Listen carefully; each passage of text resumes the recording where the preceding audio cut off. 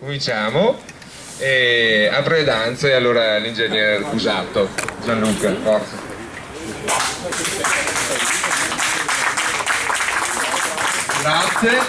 Grazie a tutti, grazie al Presidente del Consiglio regionale Clodovaldo Rufatto che ne ha fatto grande onore a venirci a dare un saluto e credo che sia un segnale importante di qualcosa che secondo me è storico, veramente di importanza storica, che si è avvenuto in questa settimana. Allora, cosa è successo questa settimana? Una cosa veramente rara, una forza politica, un movimento politico che parte dal basso, dai cittadini, che parte dalla passione politica, dai grandi ideali, dall'assunzione di responsabilità della società civile veneta, una forza politica che non siede in consiglio regionale ha dettato l'agenda politica del Veneto, si è imposta all'attenzione della politica veneta di fronte a tutti i partiti che siedono in consiglio regionale, e noi siamo riusciti ad imporre il dibattito su un tema che è identico al nome del nostro movimento, l'indipendenza veneta. Da qui si capisce che l'azione politica che abbiamo concepito, che abbiamo portato avanti come movimento, è stata un'azione politica saggia, che aveva visione. Quando qualche mese fa, di fronte al pessimismo di tanti e diciamo con lungimiranza, questo movimento ha saputo concepire questo obiettivo e questa azione politica, sapeva perfettamente che questa azione avrebbe portato a dei risultati sconvolgenti per il panorama della politica veneta. Non sapevamo certamente come sarebbe avvenuto, le modalità, e probabilmente anche per certi versi hanno sorpreso molti di noi, ma avevamo la certezza che portare l'unica soluzione politica all'attuale situazione di gravissima crisi socio-economica in cui versa il Veneto sarebbe stato un faro di luce brillante in una notte oscura che attanagliava la politica veneta e la società veneta. Di questo dobbiamo esserne consapevoli, dobbiamo avere quindi dobbiamo anche essere contenti, felici del risultato che abbiamo ottenuto, e dobbiamo anche essere consapevoli che abbiamo solo iniziato una strada che ci porterà al raggiungimento del nostro obiettivo, perché su questo penso che tutti l'abbiano capito, siamo determinati,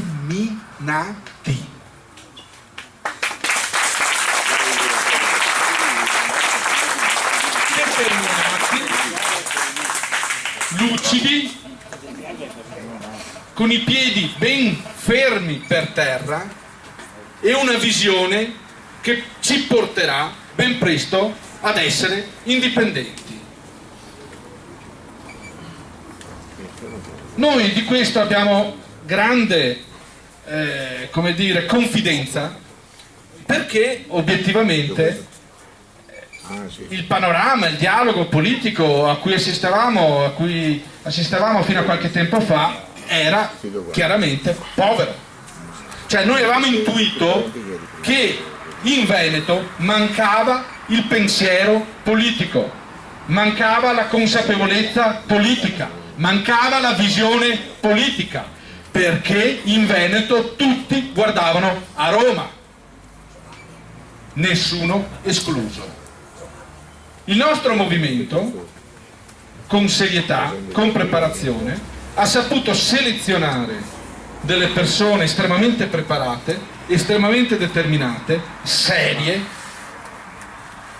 che hanno concepito un progetto politico di spessore, di grande rilevanza, e che hanno iniziato e hanno adottato una strategia e un'azione politica che ha portato a questa situazione, vale a dire al fatto che da una settimana i nostri giornali stanno parlando del referendum per l'indipendenza veneta. E non è finita qui. Non è finita qui. Perché le forze politiche che sono in una crisi, direi irreversibile, si sono resi conto di una cosa.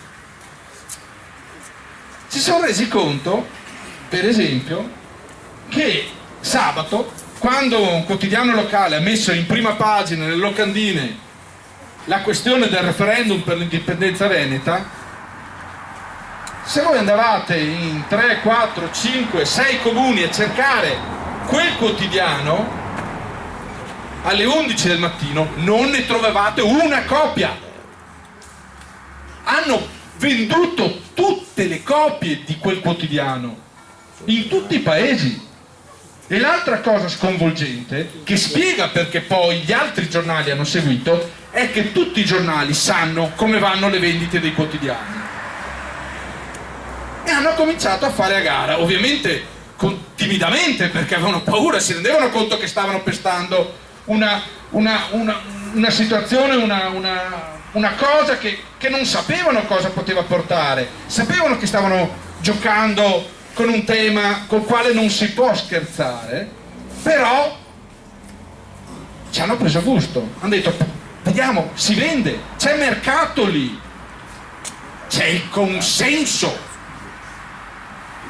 E un altro quotidiano ha fatto un sondaggio, per carità non scientifico, ma per quanto non scientifico, che ha avuto dei risultati sconvolgenti. Il Corriere della Sera ha fatto un sondaggio che ha testimoniato, pur spontaneo, pur basato su non con criteri scientifici, ma ha certificato che l'85% di chi ha partecipato a quel sondaggio vuole l'indipendenza veneta.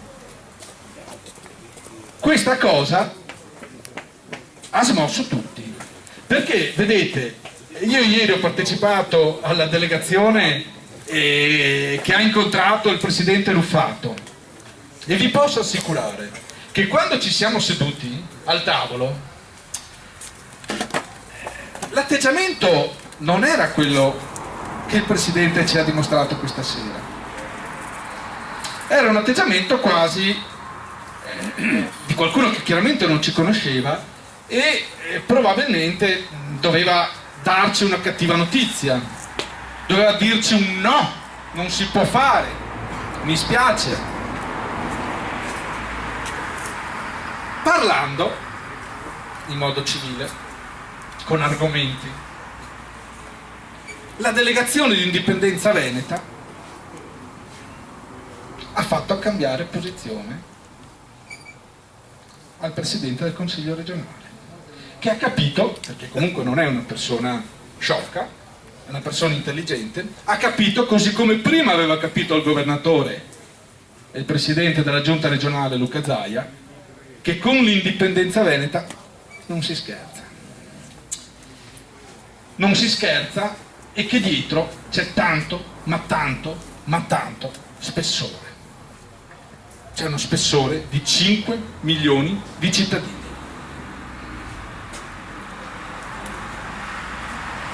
Le cose sono così rapidamente cambiate che avete visto, da una posizione di no fermo siamo arrivati a un'apertura che non sappiamo noi a tutt'oggi fino a dove ci porterà, ma ne abbiamo il sospetto.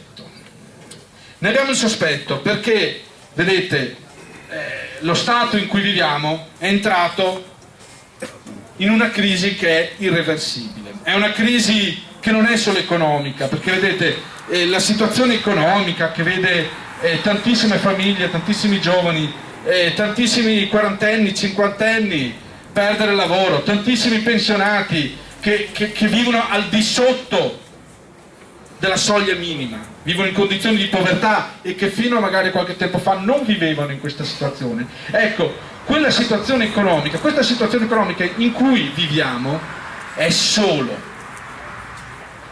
la cartina di tornasole di un'altra situazione gravissima in cui versa la nostra società veneta, che è una situazione di sudditanza ad uno Stato che ha fatto tabula rasa di qualsiasi valore morale. Questo è uno Stato che non merita più niente, una vergogna, con dei rappresentanti politici che non meritano nulla e che probabilmente nemmeno vivono in una situazione di limbo, di così distacco dalla società civile, che nemmeno si rendono conto di essere degli zombie, dei morti che camminano.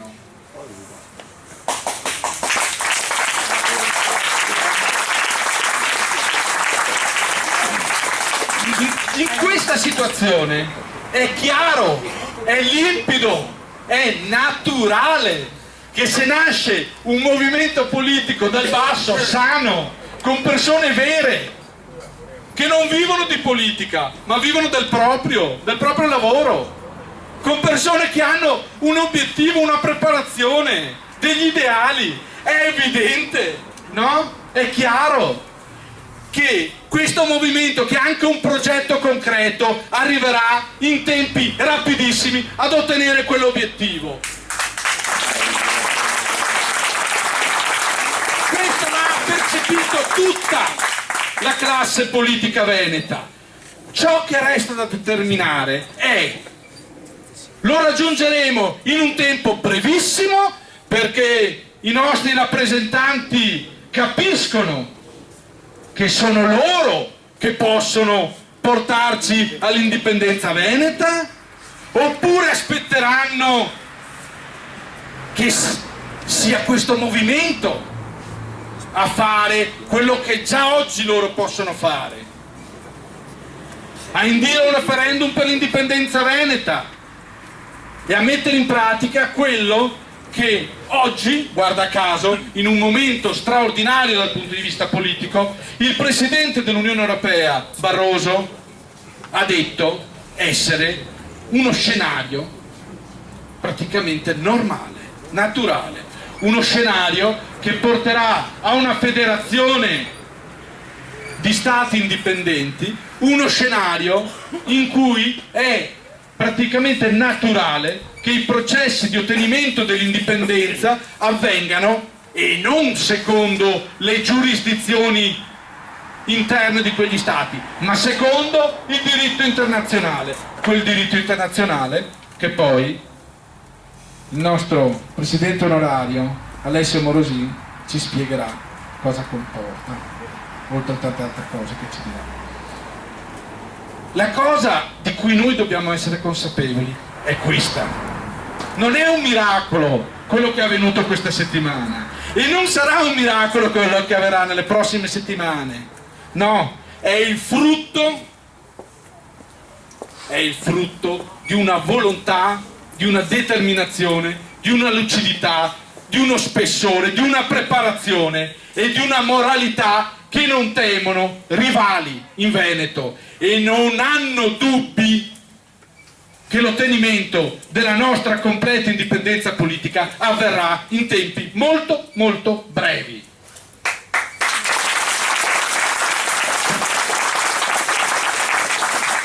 Perché vedete, quello che sta avvenendo, certo, viviamo una situazione drammatica, quotidiana, sul lato pratico, drammatica, senza quasi, uno direbbe, vie d'uscita se guardiamo all'Italia. In realtà questa situazione è la grande speranza, la grande possibilità che noi veneti abbiamo di riprenderci in mano il nostro destino. È la straordinaria opportunità, in quella tremenda dicotomia tra minacce e opportunità che si contendono a volte l'esito delle situazioni della storia, che noi abbiamo di prendere finalmente in mano questa terra, no? Che per parafrasare quello che dice la nostra giovane Anna Durigon, i nostri avi ci hanno lasciato e che noi non possiamo più permettere che venga distrutta e che venga mancata di rispetto ogni giorno come viene mancata di rispetto in questo momento dall'Italia. No, questa è l'occasione che noi abbiamo di intraprendere finalmente il cammino della nostra storia come Veneto indipendente, finalmente. E lo faremo con la stessa lucida determinazione attraverso un'azione politica pacifica, democratica ed elettorale. Se lui accetta? Non c'è alcuna possibilità per uno Stato che faccia parte della comunità internazionale di non prendere atto di questa situazione. Questa situazione è frutto solo ed esclusivamente della nostra volontà. Noi, popolo veneto, ne abbiamo la facoltà. Noi abbiamo gli strumenti giuridici internazionali per volerlo fare. L'unica cosa, in questi giorni abbiamo dimostrato di avercela, è la volontà di farla. In questi giorni abbiamo dimostrato all'intera classe politica che il consenso attorno all'indipendenza veneta c'è. A questo punto, senza rivelare i passaggi prossimi della nostra strategia, è chiaro però un po' a tutti che quell'obiettivo sta per avvenire. Ed è proprio in questo momento, secondo me, che noi dobbiamo acquisire la consapevolezza della naturalità di questo processo. Questo è semplicemente un processo normale che avvenga. Io spesso ripeto che nessuno di noi si fa mistero, si fa meraviglia, del fatto che una giovane donna o un giovane uomo, quando raggiunge la maggiore età, abbia il naturale desiderio di essere indipendente, di farci una propria famiglia e una propria vita. È normale. C'è qualcuno di noi forse che si fa meraviglia di questo? C'è qualcuno di noi che forse si fa meraviglia del fatto che i popoli di Austria, Svizzera e Slovenia decidano liberamente del loro destino in modo indipendente? Nessuno si fa meraviglia che il primo ministro di Austria o che il popolo della Svizzera decidano quello che è naturale rientri nelle loro sfere di decisione e di responsabilità. Ma allora, perché? Cosa c'è di diverso? Perché noi non dovremmo fare esattamente lo stesso processo mentale e così come accettiamo individualmente, a livello individuale, che l'indipendenza si compia di una giovane donna e di un giovane uomo, così come accettiamo a livello collettivo per gli altri popoli che l'indipendenza si compia in modo naturale e non ci facciamo meraviglia di questo, voi capite che il passo per accettare il fatto che anche il popolo veneto, in piena responsabilità, faccia le proprie scelte naturali in modo indipendente, è una cosa che non ci farà più meraviglia. E anzi, io dico, non ci fa più meraviglia. E questa settimana ce lo insegna. E questa settimana lo fa capire anche la classe politica veneta, probabilmente. E se qualcuno ha ancora dei dubbi, allora guardiamo anche un pochino, per un attimo, indietro. Andiamo a vedere chi siamo, da dove veniamo. E se per caso non ce lo ricordiamo, andiamo a vedere nel mondo se c'è qualche segno di ciò che eravamo. Andate a Londra, come spesso recito. Andate a Londra, nel museo che celebra le glorie dell'impero di Sua Maestà. Andate alla National Gallery e andate a vedere cosa c'è esposto nella mostra permanente, nella prima sala. Ve lo ricordate? Tiziano Vecellio, da Pieve de Cador. E nella sala a destra, la seconda che trovate appena entrate alla mostra permanente della National Gallery, poi trovate un'altra sala interamente coperta da dipinti del Canaletto. E nella sala che sta a sinistra di quella d'ingresso dove trovate i quadri di Tiziano Vecellio, trovate i quadri di Paolo Veronese. E nelle didascalie sotto c'è scritto Venetian Painter, pittore veneto, ben distinto dagli Italian Painters. E allora, se per caso non ci ricordiamo chi eravamo, andiamo a vedere come ci ricordano gli altri, il mondo, nella nostra gloria dell'età dell'oro, di quando noi eravamo indipendenti, nell'età dell'oro della Repubblica Serenissima di Venezia.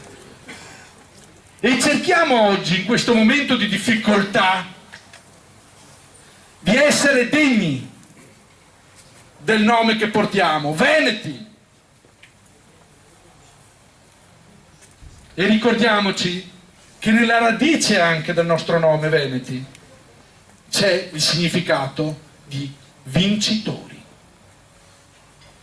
Ecco perché non abbiamo alcun dubbio noi che quell'obiettivo che corrisponde al nome del nostro movimento, Indipendenza Veneta, nel momento in cui dei veneti per bene, preparati, determinati, con grandi ideali, si uniscono per portarla avanti con una strategia che non teme confronti, allora in quel momento noi sappiamo con certezza che l'indipendenza veneta avverrà a breve. Grazie. E per concludere, prima di concludere, una cosa: non pensate, da bravi veneti, che le cose avvengano da sole. Serve l'aiuto di ognuno di voi.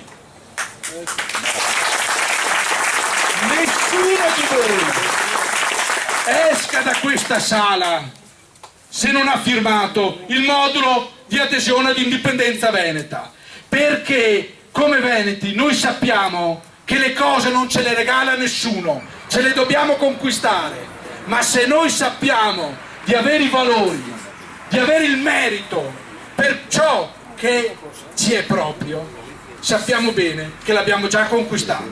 Grazie.